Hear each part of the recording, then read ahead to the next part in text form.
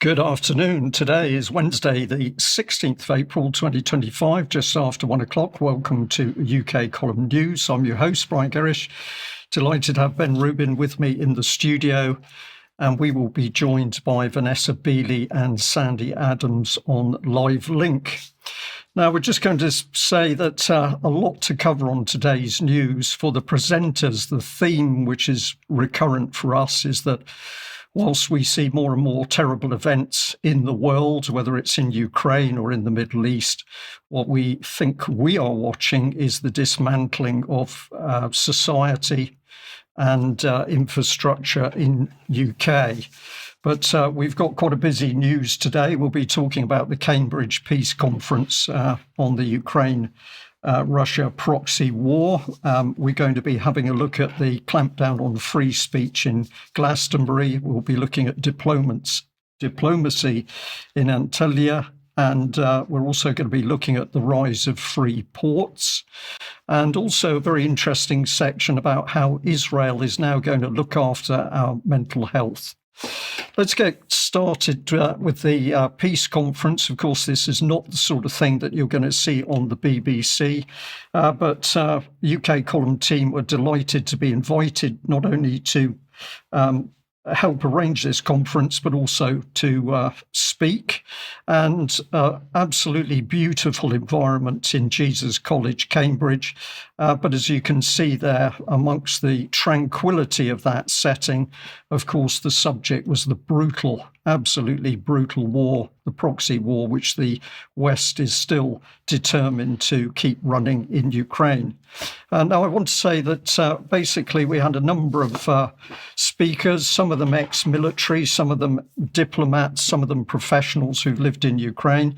Major General Beeley here, retired. He's on the right of the screen, making a case that this war really should never have happened, and it's not a good thing for America. We also had the retired Indian Major General Bakshi. UK column has interviewed General Bakshi, extremely interesting man, giving his perspective on how this war got started and why it needs to be stopped as soon as possible. But we also had some really serious concerns, and the lady in front of behind the lectern, Dr. Deepti Bisht, who did a tremendous amount of work to get this conference together, was warning about the really serious side of the Ukrainian conflict, because both the United States and the Russians have had concerns about dirty nuclear weapons. And of course, this is something which the longer the conflict goes on, the greater the risk. Let's just hear a little bit about what she was saying at the conference.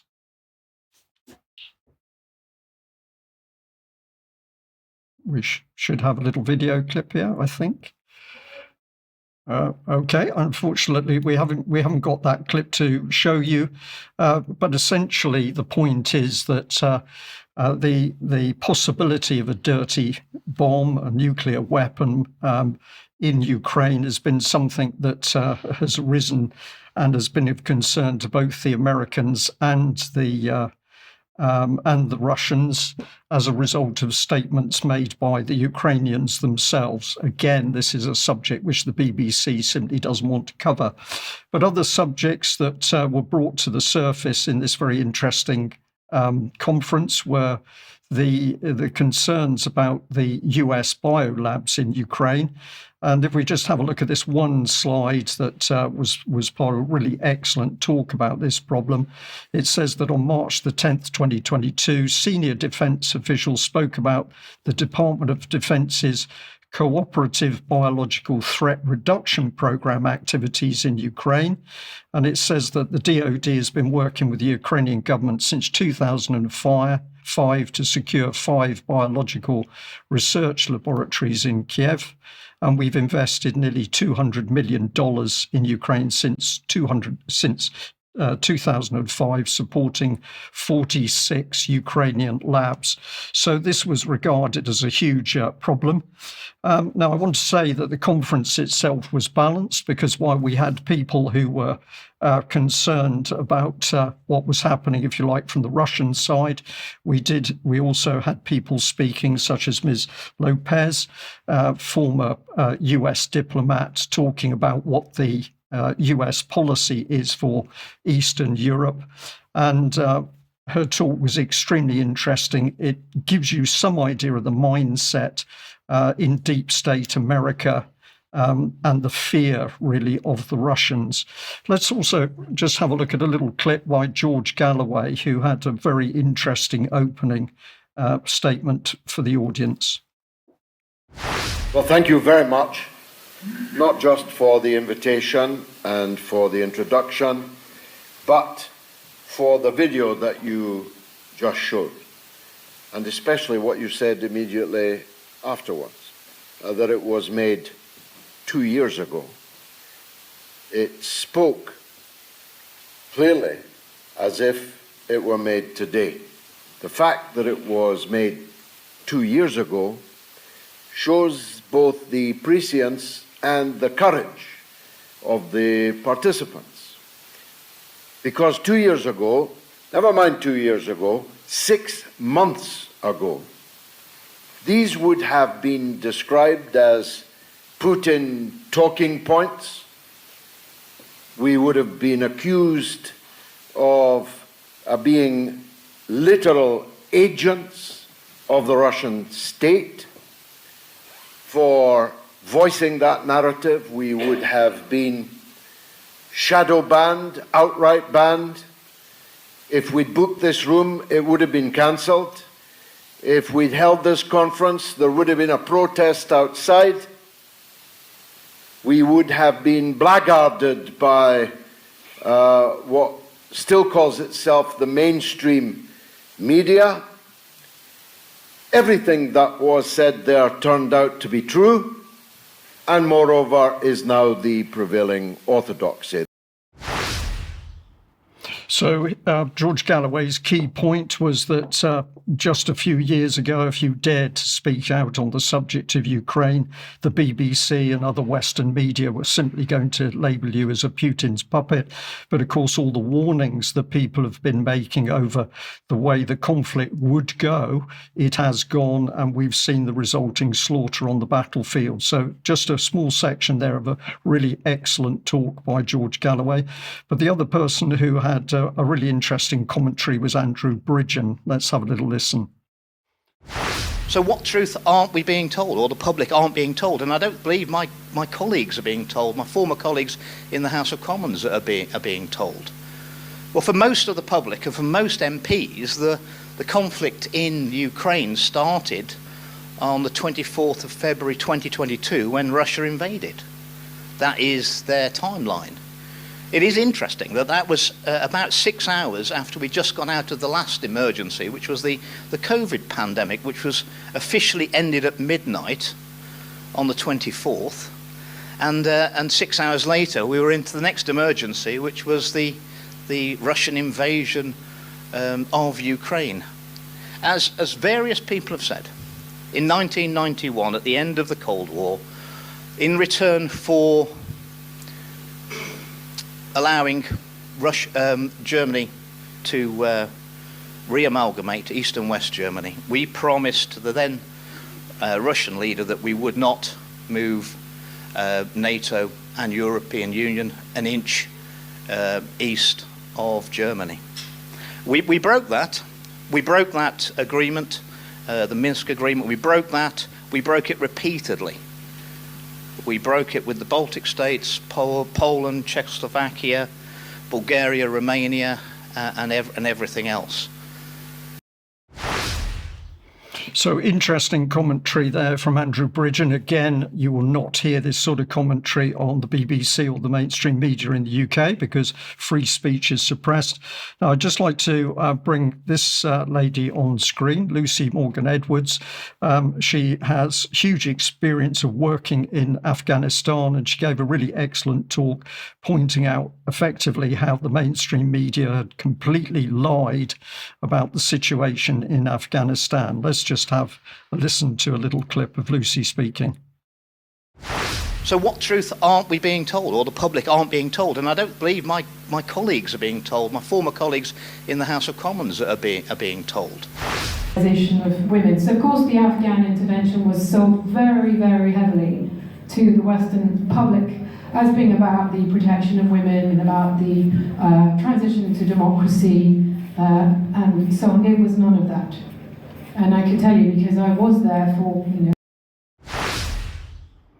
So the point Lucy was making was that the mainstream media tried to say a lot of what was happening with Afghanistan was about the creation of democracy and help for women in society. But her experience on the ground was that was absolutely not what was happening. Now, I'll just emphasize a little bit more that a key part of the conference was to get people speaking about Ukraine instead of a one-sided delivery. And one of the points being made was that the Ukrainians had been taught to hate the Russians. This was part of a BBC interview where effectively one of Ukrainian policymaker was describing Russians living within the LPR and DPR, Donetsk People's Republic, Lugansk People's Republic, as scum. The BBC clearly helping to whip up the hatred here. And this is a key point, that the Ukrainians have been taught to hate the Russians. How's this taken place? Well, part of my own talk was to have a look at how propaganda has been working around this conflict. And so this was the key part of what I had to say. We've got a Western media bias, which is essentially that anything to do with the West is good, Ukraine is good, but anything to do with the Russians is bad. And I asked the audience if this was just propaganda or mind control, and I pointed out to them it was both. So at the end of the day, if you can change the mindset of the Ukrainians, they become lambs for the slaughter. And what I described in the talk was UK's stealth attack on Ukraine.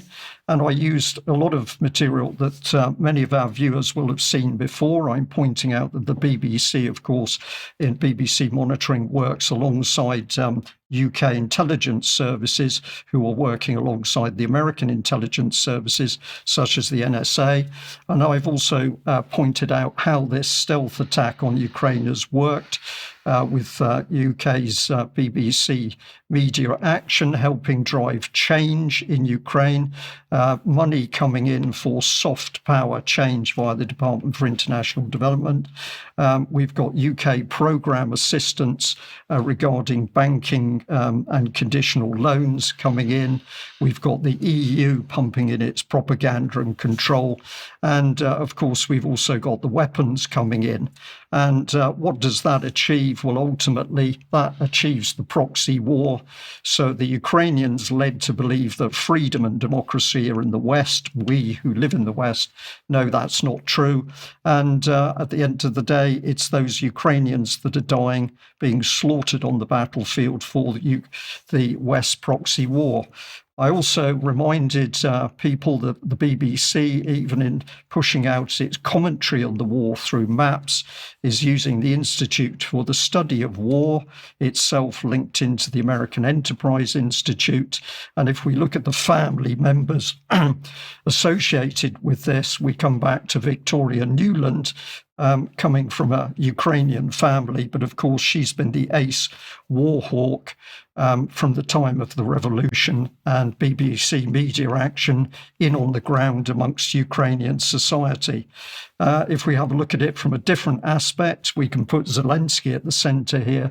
This is a Western propaganda game where the BBC controls what is known as Ukraine, quote, independent media. But we've also got the pressure of the likes of Victoria Nuland and Nina Jankovic, the former advisor to the Ukraine ministry, executive director from the Department of Homeland Security. So essentially, this is UK and US propaganda and mind control. And many in the audience at that event had no idea of the British political parties imposing applied psychology in order to change the mindset of the UK population. And this is something they've been boasting at for some time. So if we have a look at the minutes of the meetings during COVID, when applied psychology was being used to make people more frightened, to get them to adhere to lockdown, this was control of the British public by fear. But of course, what we seem to be looking at is control of the Ukrainian public by fear, and in particular, fear of the Russians themselves.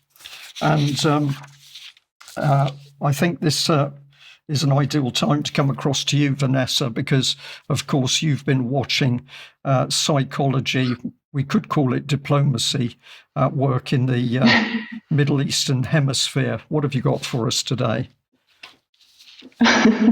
Well, certainly not diplomacy on behalf of the West, but today I'm going to talk about what has been happening in Turkey in the last few days. And we've had in Antalya Democracy Forum, which is held every year, and this was held on the 11th to the 13th of April of this year, entitled Reclaiming Diplomacy in a Fragmented World.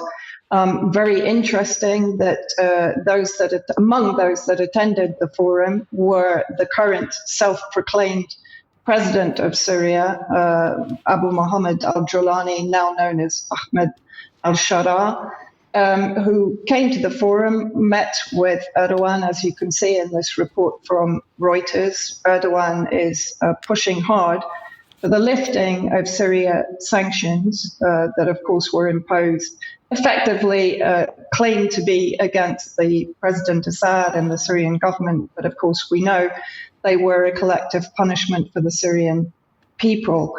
But what I want to focus on is something that has created really an enormous stir at the conference, and that was the very short speech by Professor Jeffrey Sachs, a professor at Columbia University. He's an economist, he's a public policy analyst, and people might remember that he exposed the CIA Timber Sycamore project that was the project that started under the Obama administration to destabilize Syria on behalf of Israel and to topple the Syrian government and presidency.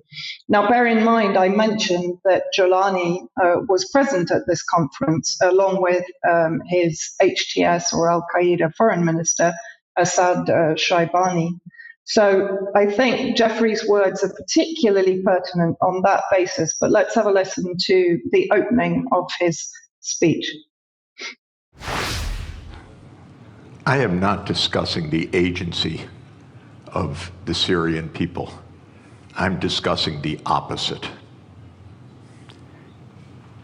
Do not be naive. Do not think that 600,000 people died because of Assad and the protesters. This was a war. Wars are expensive. They require billions of dollars.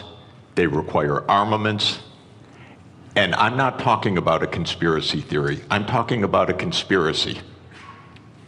And you should know. Everybody go look up Operation Timber Sycamore. Understand what happened in your region. And if you think that calling in the CIA is going to do the bidding of agency in this region, you are sadly mistaken. This region has been manipulated by Britain, France, and the United States for 100 years since the Versailles Treaty. I mean, this is an incredibly strong statement, bearing in mind the audience with whom he was putting out this statement. So he goes on to bring in Israel into the equation. So let's hear this. It will not have safety or peace until the United States is out of this region through manipulation and war. You all say, well, it's Israel doing this. It's the same thing I'm talking about. It's the same reason for Operation Timber Sycamore. It's not an independent fact. It's the reason why this happened. He then goes on to mention that it's very foolhardy to see the United States as a friend of the region, and he brings up the subject of Iran. So let's just quickly play this. If you think your big friend, the United States, is going to do your bidding and help you get your way, empires divide to rule. They are not doing the bidding of Turkey or Syria or Lebanon or anybody else in this region. And if this is, yes, you want to balance Persia or Iran, you call in the United States to do that, and you think this is going to work out well? I mean, this is also a criticism, of course, of Erdogan and his neo-Ottoman Empire aspirations that, of course, led to his backing of the coup back in December 2024. So a very powerful speech. I mean, Jeffrey Sachs is also, I have to say, involved in sustainable development goals at the UN. He heads up the Solution Network. But in this case, he did an extraordinary job. And where I say the shockwaves have been caused, I'm receiving messages from people that I know inside Turkey saying, we have to talk about this. We've got to start talking about what happened in Syria. So he definitely sort of opened the floodgates on people wanting to know exactly what went on in Syria. And of course, that can't ignore the role that Turkey played, but the fact that he mentioned the Zionist role alongside the US and basically said there's absolutely no difference, and it's a very foolish mission to call in the US to help you resolve the problems in the region. Powerful statement, and something that I think is going to have long-lasting consequences. Vanessa, thank you very much for that. And I'll just reinforce the point about dialogue, because if people are calling for dialogue over Syria, when of course dialogue means that the truth comes to the surface or has the opportunity to come to the surface, this is exactly the same call underpinning the Cambridge conference on Ukraine. We need to talk about the issues. They need to be debated publicly. We need to get the legacy press and media talking about these issues, because this is what brings the facts and the information to the surface. So I am encouraged by that. And the other thing I'll add is, no, not everybody is getting the full picture. So there are some people speaking out in one aspect, but they are not seeing what's happening in the shadows, as it were. But we need to encourage people who start moving in the right direction.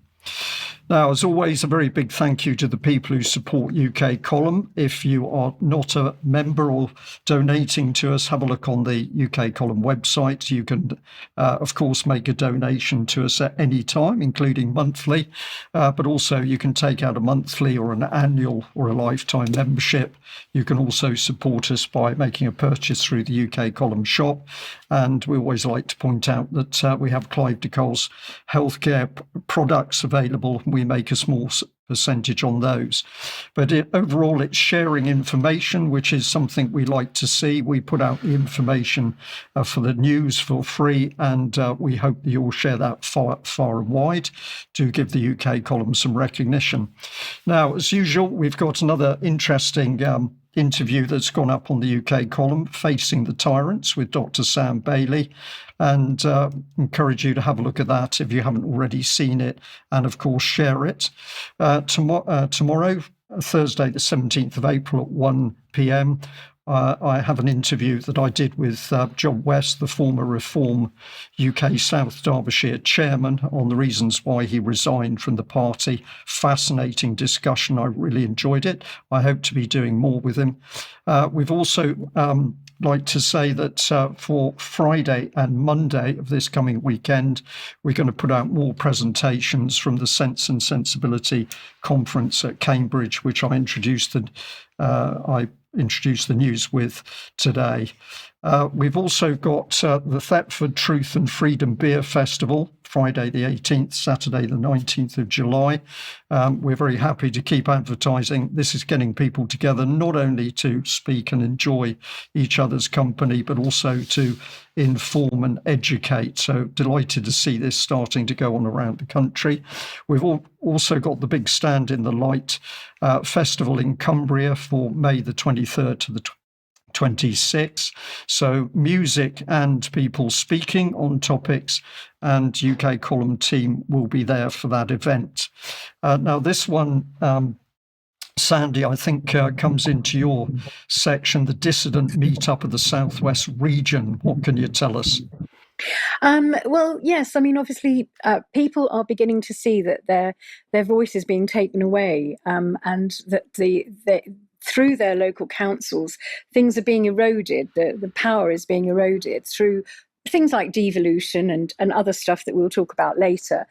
And really, it's about how, should we start resisting? Should we have a resistance against the council tax? I'm going to be speaking about devolution, particularly at this event, and we've got Chris Coverdale speaking the following day on the his whole sovereignty thing. So it'll be a great weekend, and do come along if you can, and meet us and talk to us, and there'll be some great presentations.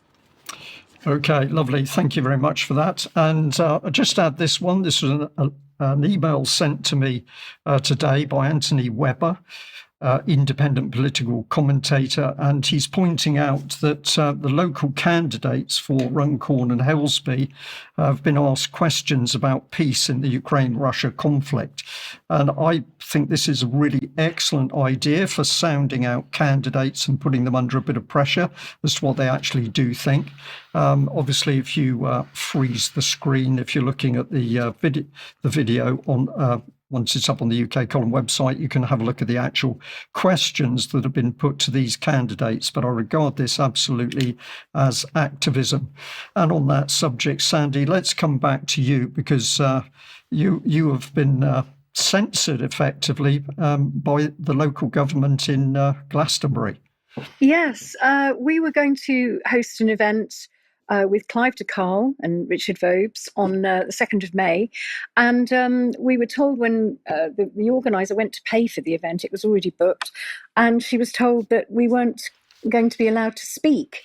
And we found out that earlier on in the year, they'd decided to censor certain talks in the town hall. It was the Property and Assets Committee that were put together, and it was because Sacha Stone had done a speech there, some kind of event there, that only a few, I mean, I think it was one person had a couple of people who were within the council and one that isn't, had complained about it. So they used this as an excuse to actually ban what they call conspiracy theorists. They haven't said as much, but the letter that we got from the town council seemed to point in that direction. But what they had a real problem with Clive de Carle's wonderful alternative medicines, supplements, and his magic chair that they seem to have a problem with, and they almost made it sound as though he was pushing quackery. But what's really, and for me, they said I would cause some kind of community tension by what I was talking about, because I was going to talk about UK corporate land grab, and also the bid for the World Heritage Site status by Glastonbury Town Council of Glastonbury. So they didn't like any of that. But what's interesting is, to do with Clive, is that they mentioned that there was a conflict of interest with what he was doing, which is alternative medicine, and what is coming up in one of the buildings next door to the town hall, which has been paid for by this big grant that we've had from government. It's 23.3 million, I think, from the town deal. And so this is going into a NHS trust wellness centre that's going into the building next door to the town hall, which is, I mean, it again, it's a bit like a corporate takeover. So, you know, there's a big thing to stop the World Heritage thing happening, because that again is there's a lot of worry about that. It needs to be talked about. There is a consultation going on at the moment that they've already paid 30,000 for. To gain status, it will cost 500,000. So we're looking at all this very carefully, and they don't like it at all. So we're not allowed to speak, basically. It's pretty bad. The whole thing, I think, is my letter to them really was about Glastonbury Town Hall is owned and operated by public authority. It's not a private venue because it's publicly funded. It's maintained through public funds, and it exists to serve the whole community, not just those whose views align with, council officers. As residents and taxpayers, we've got the right to have free speech, and they should not be functioning as a political gatekeeping organisation. I mean, that's what effectively they seem to be doing. And I see this as an abuse of power. It's also against the Human Rights Act of 1998, which guarantees the right to freedom of expression under Article 10, provided you're not inciting hatred or violence, which we're not. We've held many, many events in the town hall that have been very happy, and the people have loved it. We've filled the town hall, but suddenly we are not allowed to speak. And it's a reflection of what's happening in our country now, where our voices are being sort of silenced because we're not allowed to speak our truth. We're deemed conspiracy theorists, and they're just literally sanctioning us and censoring us, which is appalling. It's an absolutely appalling situation. So we've both written letters, to Clive de Carl and I, to the town clerk. He's already responded to Clive and said, we stand by what we did, and we're not going to leave this alone. There will be a campaign to keep free speech alive in the town, because it's important. It's really important.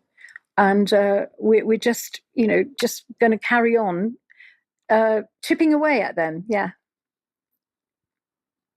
Absolutely keep chipping away at them. But what's so intriguing about what's happened here is this absolutely fits in with what you've been talking about, Ben, where you've been demonstrating that the intention is for the state to control media to the lowest possible level. And here we are with Sandi and Clive de Carl effectively being banned under this system.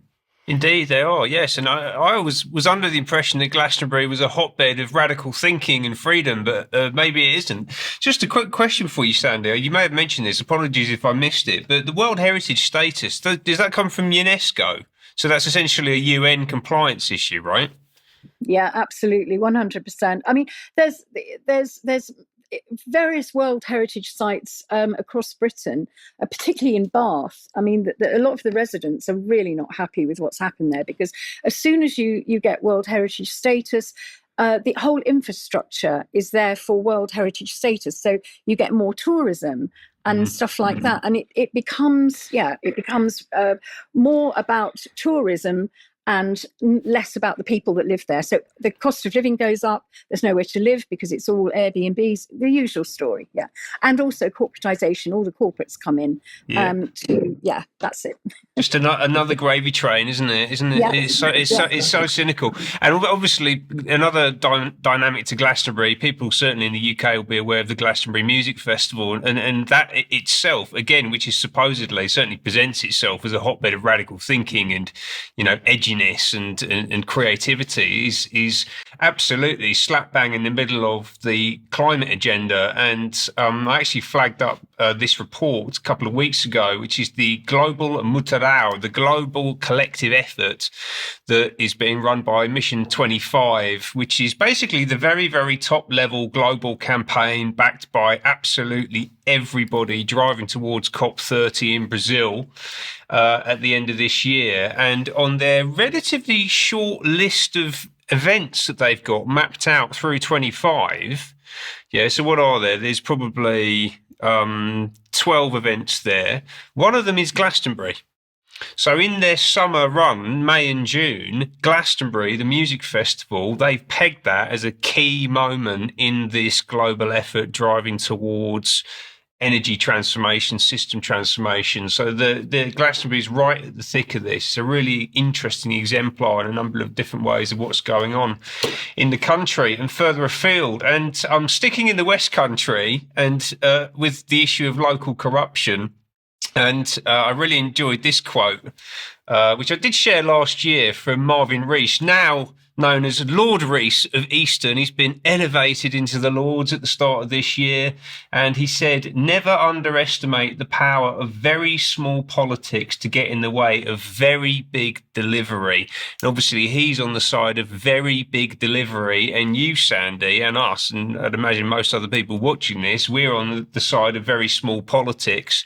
And what is that phrase? If you don't think that you can make a big difference being small, I'm going to absolutely butcher this, but try sleeping in a room with a mosquito.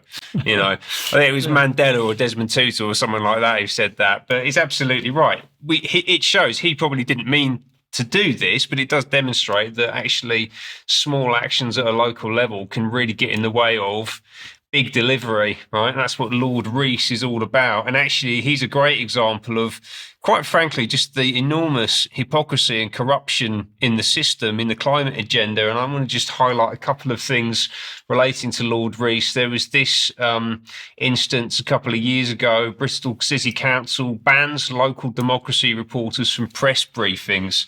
Right, so we can see at the bottom there, the decision by Bristol Council follows a question asked by a local democracy reporter, actually, one of the BBC schemes. So unfortunately for the BBC, one of their people was doing his job. Alex Seabrook was asking Mayor Marvin Rees about his decision to fly to Canada in April for a 14-minute TED Talk on climate change. Yes, Marvin Rees, if climate change is a big issue, why are you flying to Canada for a 14-minute talk? Isn't that a bit hypocritical? Well, I tell you what, we'll just ban you from the briefings. That's what he did. Yeah.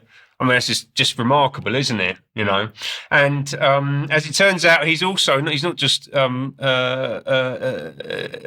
would you say, allergic to criticism. He's also, apparently, it would appear, rather partial to getting bunged lots of money by people he's cut deals for while in office. So this a great bit of reporting actually from the Bristol Cable, which came out yesterday, I think, or maybe the day before, basically says that Marvin Rees receives payment from an energy giant that he awarded a massive contract to, right? So we've got this US firm, Amoresco, is now a paying client of Lord Rees of Easton, who struck the £1 billion City Leap decarbonisation deal with the firm when he was Bristol's mayor. So it's just a coincidence. Absolutely, yeah. I don't think you should be too worried about this at all. Well, maybe they just thought he was a lovely guy in the meetings, and you know. Well, man on the Clapham Omnibus might say it was corruption, but I think it was just a coincidence. Yes, he coincidentally ended up with getting bunged a load of money by Amoresco, and this is fascinating. Sandi's going to come onto this in a minute, right? Because this was one of the largest private deals in Bristol Council history. It was £1 billion to be spent over 20 years. It's going to run until 2042. It's about decarbonising the city's energy network. It involved council staff being transferred to work in the private sector. So essentially selling off component parts of the council to Amoresco and also to an organisation called Vattenfall, which is a Swedish power company, which is a partner of the World Economic Forum. Right, so we talk about this corporatisation of the state and the Great Reset and all of this kind of stuff. They are literally going around, and now publicly available information about specific examples of where corporations who are WEF partners are going around and are acquiring bits of the council signed off by people like Marvin Rees. Right, and actually Amoresco, which was the key participant in this bill, is owned by Vanguard, which holds a 9.3% stake, and BlackRock, which owns a 6.8% stake. So both of the private sector entities involved in this are World Economic Forum partners, either directly or through their ownership structure, right? And Marvin Rees, he hasn't gone away. He's not the mayor anymore, but he, as we said, has been bumped up to the House of Lords. He's a member, if you go to the very bottom line, of the World Economic Forum Global Future Council on the Cities of Tomorrow. And then he's all across C40, core cities, 3CI. This guy is extraordinarily influential and powerful, sits right at the nexus of this transformation of the country through new energy systems, new governance systems, mass immigration, like all of the component parts of this radical change agenda. And what does he get for it? He's bumped up and he's now looking splendid in his finery in the House of Lords. Absolutely disgusting. And once we can see it, or rather, once we can see it, Ben, we can do something about it. The key thing is to expose these people and what they're doing, and to expose the bodies that they're involved in, the non-governmental bodies and the charities and the sustainable development goal groups that are driving this agenda. Let's bring you back in, Sandi, because something else you've been looking at and you regarded as strange, and it wants to be looked at by the audience, is the idea of Freeport sites in UK.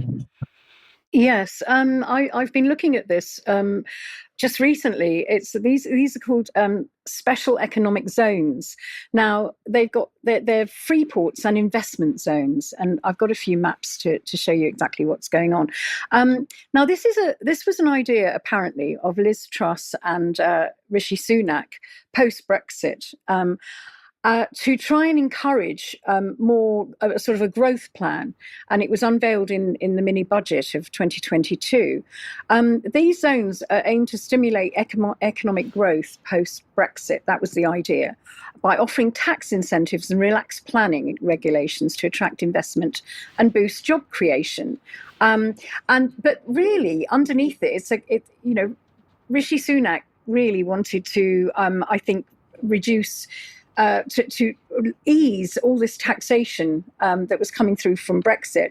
In these special economic zones, they have taxes that are reduced or eliminated, planning regulations relaxed, environmental and labour laws may be weakened, and often businesses, multinationals, are given special privileges. Now, they have a very different legal framework, so it's a transfer of UK law into private legal frameworks of corporations.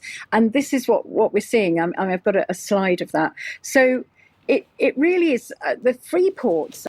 If we can go to the Freeport map, the Freeport areas that we've got at the moment are, I think it's Teesside, Humber, Thames, Felixstowe, Harwich, East Midlands, Liverpool City region, Plymouth and Solent.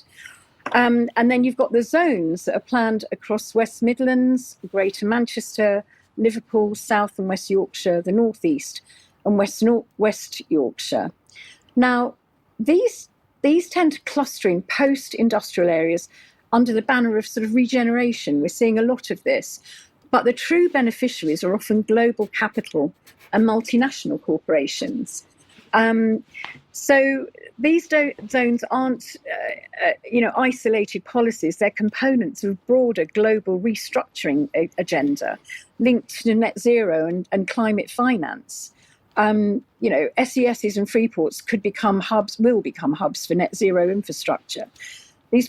The projects are often bankrolled by public money, but controlled by private interests, creating greenwashing and public-private control. So it's all about public-private partnerships controlling the free ports. So you don't know what's going in and out of these ports. It could be anything. It could be drug trafficking. It could be people trafficking. It could be anything, because they're not regulated. They make up their own rules and they profit from these the free trade that's going through them. That's the problem. SCS is aligned with the SDG goals like sustainable industry and resilient infrastructure, but in practice, they concentrate control into fewer hands. That's the problem. They enable technocratic governance, they support datafication and surveillance under smart city models. This is they're stepping stones towards a post-democratic world, really. They embed unelected corporate power. They serve net zero and technocratic control goals. So, in essence, these are a real stepping stone to taking the power away from the people and UK government and turning it into technocratic governance. Now, this is the progression of the SEZs will ultimately be the Charter Cities plan, which is almost like the SEZs on steroids. These are semi-autonomous zones with a sovereign state. So they're almost like a state within a state. They operate a bit like Canary Wharf. You know, Canary Wharf, they've got their own policing system and they've got their own laws. So it really is there to attract foreign investors by offering better rules, i.e. more favourable to capital.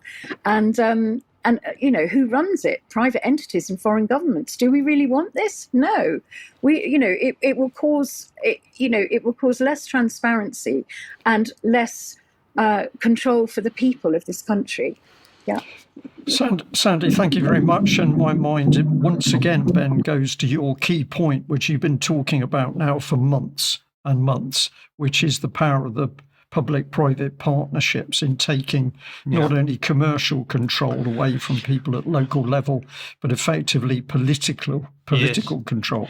And importantly, and people really, and I think you can really see it in what we've covered today, is that this has already been done, right? So the system has already been specified, funded, planned out. They put the agreements in place. Bristol signed up for a 20-year deal, just one example, and they're building it.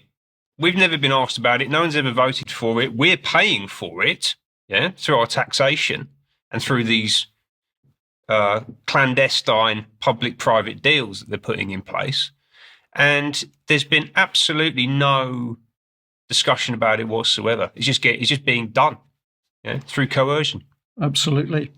Vanessa, ideal time to bring you back on screen because you've been doing some really unique investigation into what's been going on in the background with Israel. And apparently we can relax because Israel is now going to look after not only our health in the NHS, but it's also going to look after our mental health. What have you been discovering? Yep. Not only is it going to prescribe for us based on our DNA and our capacity for mental health problems, of course, it's going to store that DNA on Zionist partisan cloud storage belonging to Oracle. Now, I'm going to start banging the 2030 roadmap for UK-Israel bilateral relations drum again. I know I keep bringing this up, but it's incredibly important for people to understand fully what this really means. So let's just have a look at part of that document relating to pandemic preparedness. So COVID-19, continuing cooperation and information sharing to effectively tackle COVID-19, sharing best practices, definitely in inverted commas, through partnering the best of UK and Israeli expertise.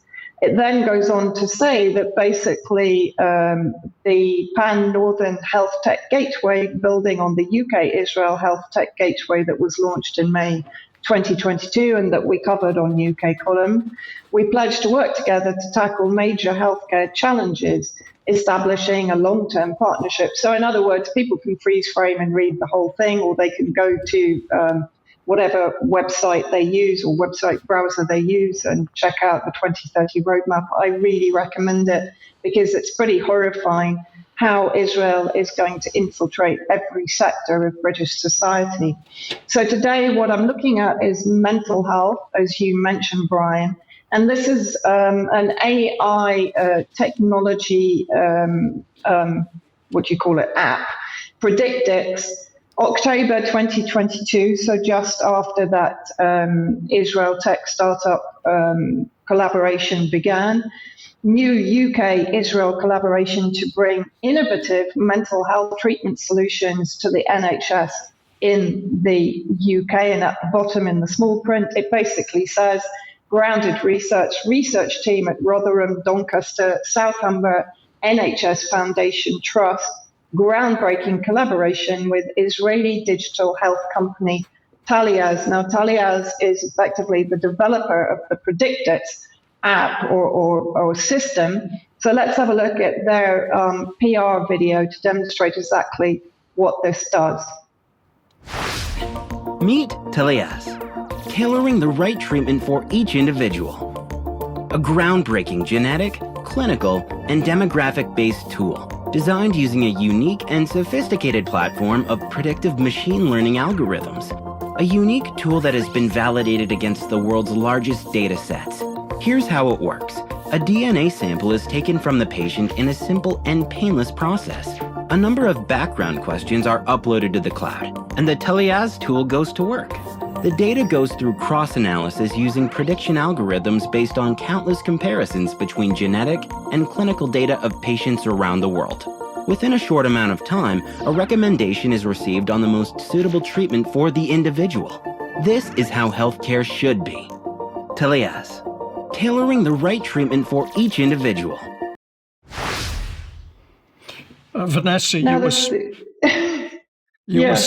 smiling. We were smiling as well, but really we shouldn't be smiling because this is such dangerous. This is such dangerous policy. Never mind the technology. Well, I mean, it's fast track to medication. It doesn't factor in finding other solutions to people's mental health issues. It's fast tracking to medication based on your DNA results. And worth noting, your demographic factors also are being factored into the final medication prescription, and the fact that DNA is then being stored on the cloud that is also being operated by effectively an Israeli company that is managing the UK Ministry of Defence, Ministry of Health, and so on. So let's have a look again at how it works, just for people to understand it. So first of all, you'll have a digital questionnaire. Note that you're not expected to go in and actually talk to somebody, which in many cases would actually resolve any minor mental issues that you might have. You then have the genetic test, which is an odd naming of it or labeling of it, which again will collect your DNA through a cheek swab. And this decides if you are predisposed to mental health issues. So in other words, you might be given medication even if you are not currently suffering with mental health issues. In my opinion, that's how I'm interpreting this. Then the personalized report, which will give the results digital or in a personal consultation. So finally, we get to hear about a personal consultation. And then effectively precision medication prescribing, the tailored treatment and dosage for your patient, but do they actually need that medication? Then it goes on to explain, step into the future of mental health, prescribing with Predictix in your clinic, improve patient care with better clinical outcomes. Well, I'm not sure that's the case because, again, there's no personal interaction at all. Optimize time and clinical efficiency. So this is all about optimizing time and efficiency. It's the disintegration of the mental health system, just as we've seen the national health system being also broken down. Increase in revenue with superior outcomes. What on earth, what bearing does this have on successful treatment of mental health in the UK? And it claims to be HIPAA and GDPR compliant. And then let's have a look at the drugs that are among those that will be put forward by Predictix. So there you have, I'm not going to read them all out. People, again, can freeze frame them and have a look at them and have a look at the debilitating effects of the majority of these drugs that are going to be wheeled out with very little checks and balances on the prescription of those drugs. And then guess what? I want to come on to who are actually the founders and CEOs of Telias that are putting forward the Predictix AI system, remembering, of course, that Israel is responsible for AI systems that have been basically used to generate the genocide of Palestinians. So the first, the CEO, Dr. Tekel, Talia's co-founder, served as an infantry officer in the Israeli military.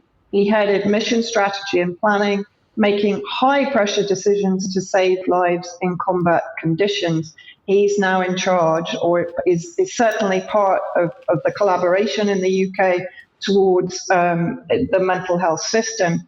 And then secondly, his brother, Oren Talias, CFO and co-founder, this is taken from their website, previously led a private security guard team for the Eisenberg family. I had to actually look up who the Eisenberg family is.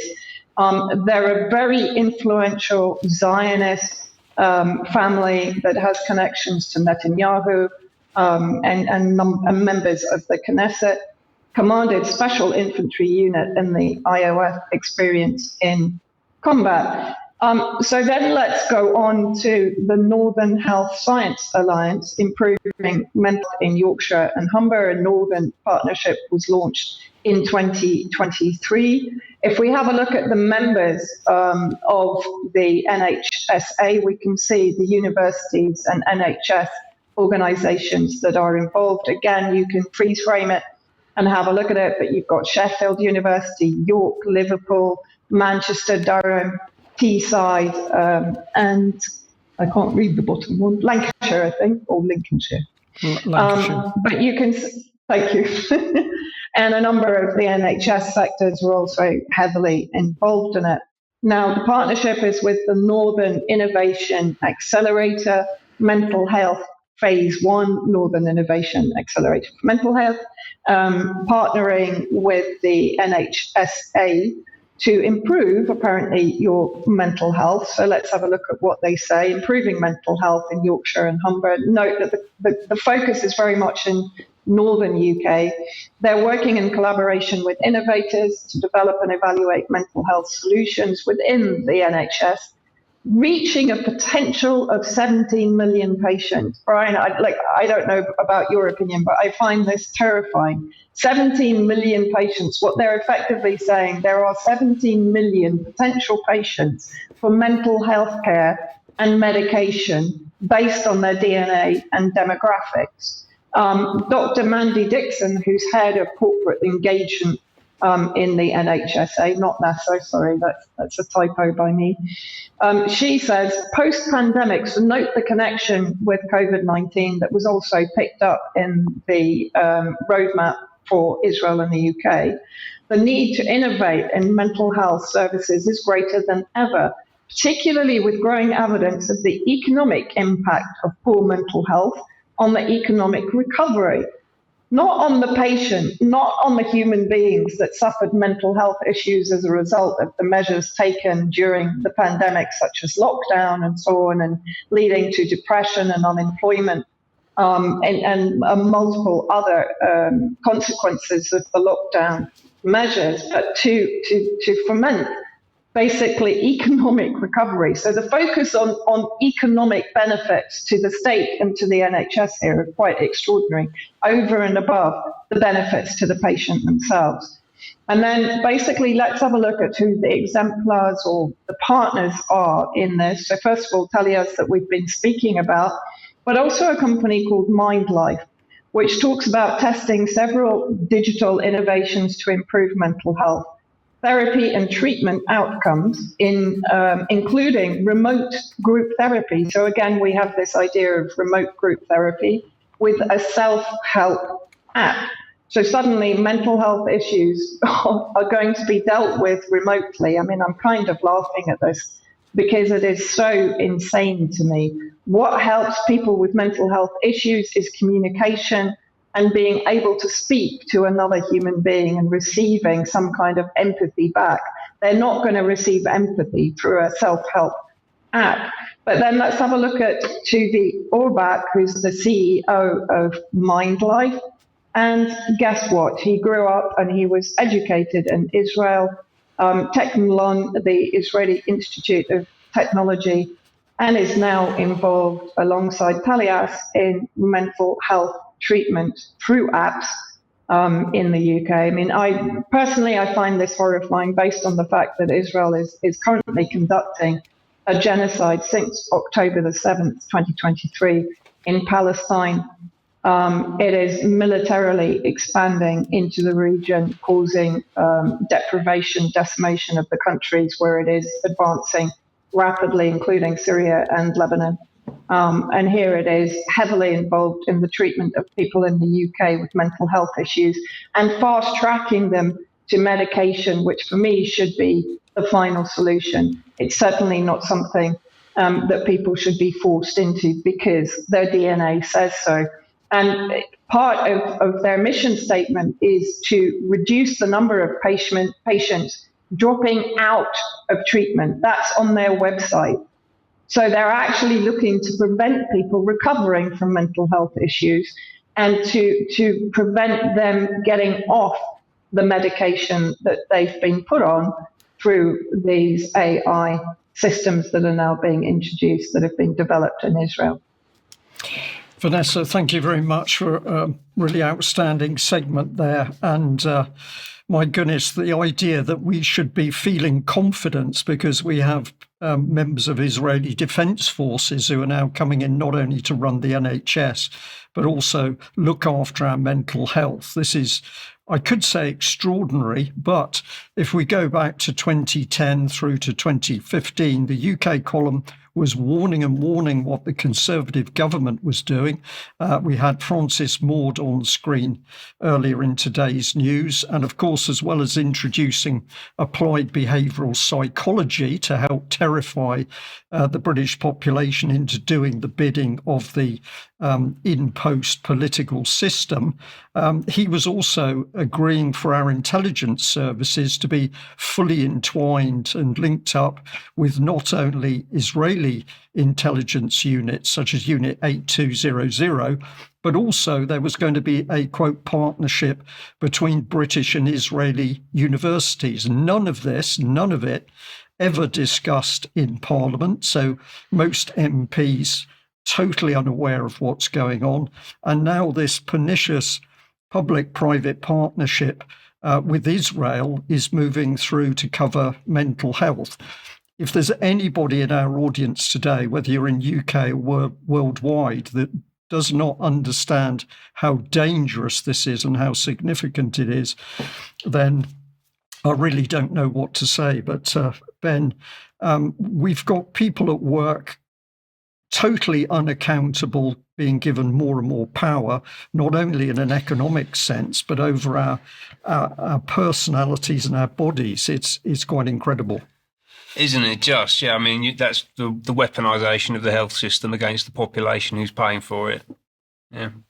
Okay, well, Vanessa and Sandi, thank you very much for joining us. We're out of time, but before I leave the news today, I just want to hold up a couple of publications. This one I was given at the Cambridge conference. It's called The Whole Truth About Ukraine's Crimes in Donbass. I couldn't put any of the opening images on screen because these are showing people who've been not only killed, but maimed as a result of shelling. So a lot of incredible information came to the surface, and I'm going to try and think of a way that UK Column can help promulgate this very factual analysis of some really horrible events in Ukraine. But probably this is also a place to end the news. Sorry if I just bring that. This was a booklet given to me at the Cambridge event. It's called The American Gulag Chronicles. And this is a really amazing book. Letters from prison. These are letters written by prisoners who were put in prison as a result of the so-called Capitol Hill riots. And it's a story of just total abuse of these individuals within the American prison system. So I'm going to end today's news really where I started with that Cambridge event. People need to understand that the idea of freedom and democracy in the West is an illusion. We are under massive attack, not only our families, but as individuals, our very bodies and minds are under attack. And this is happening while we're also distracted with these terrible overseas events in Ukraine or in Yemen or in Palestine, wherever it's taking place. So we need to be discerning. And as somebody said in our chat box, evil doesn't manifest through a group of people, it manifests through individuals. So we need to be judging people on an individual basis if we're going to get the top off what's really happening to us in 2025. We'll end there. Thank you very much for joining UK Column News. We are having a break this weekend, so no UK Column on Friday or Monday, but Friday and Monday we will put out talks from that Cambridge Peace Conference. We'll end there. Thank you very much for joining us. Ben, thank you for joining me. Bye-bye.